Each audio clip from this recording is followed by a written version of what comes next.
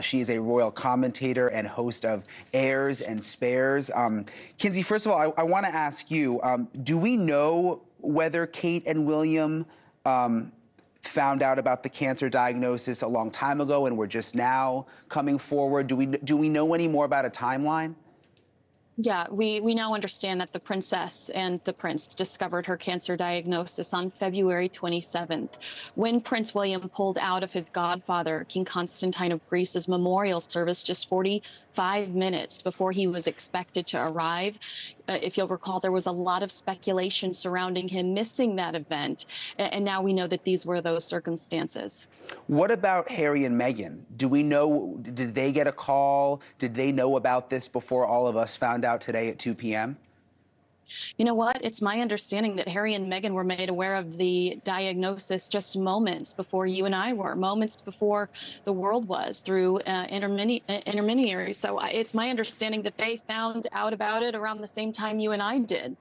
I guess back to what Paul said, Kinsey, I mean, that just shows how fractured this relationship really is, that they wouldn't even have a call, the brothers, privately before this went out to the world.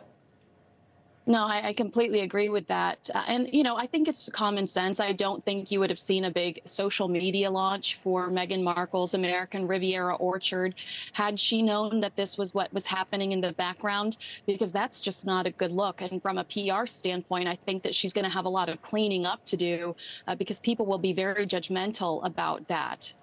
The media was so harsh. I mean, you'd see the headlines, especially in England. I mean, the way they covered this, the conspiracy theories. How does that, I mean, does it really change anything? I mean, because you think back to even Princess Diana, it just feels like nothing has changed all these years. But do you think this will be a wake-up call? You know, it's like they just replaced keyboards or cameras with keyboards in this scenario. Instead of necessarily some of the mainstream media going after the princess, it was social media kind of clawing at this person and demanding answers. Will there be change? I think a lot of people are going to apologize. I mean, even in the States, within the last few hours, actress Blake Lively apologized for making light of the situation on her Instagram. You know, Kim Kardashian's post where she's kind of making fun of where the "Where is Kate" theme has yet to be taken down. But I hope that they change the way that they function moving forward.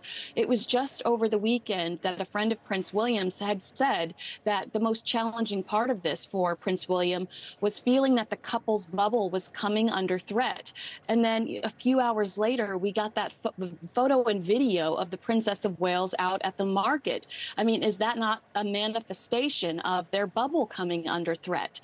So I do hope that they change going forward their behavior, because this is a very critical time for this family. Prince William promised Catherine's parents, Carol and Michael Middleton, that he would protect her to the best of his ability when she joined the family. And he must feel under a lot of pressure right now. Yeah, and for anyone, and most of us do know someone close to us who's been diagnosed with cancer, you know what that's like, just explaining it to your own family and navigating a diagnosis and a treatment. It's complicated. It's not simple. And then having to also go public and have the entire world watching your every move. Do you think the media in England, the tabloids especially, the paparazzi, will they back off a little bit now? I do believe they will. I'm seeing a complete shift in tone when it comes to I pay my taxes. I deserve to know what's going on. Now it's very much so. She is the future. We must rally around her. So the tone has shifted immediately.